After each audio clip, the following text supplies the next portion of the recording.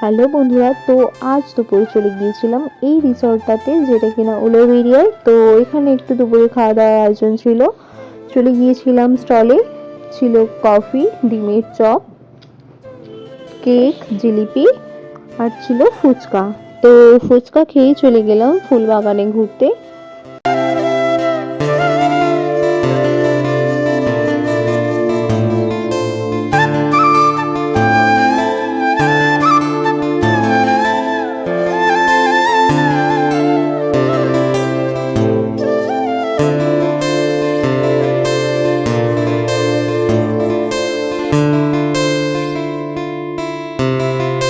এই তো ফুলবাগান ঘোরা হয়ে যাওয়ার পর চলে গেলাম দুপুরের খাবার খেতে। তো দুপুরের মেনুতে ছিল লবণ লেবু, স্যালাড, বেগুনি, সাদা ভাত, সবজি ডাল, পটল চিংড়ি। তো তারপরেই চলে এলো দই কাতলা।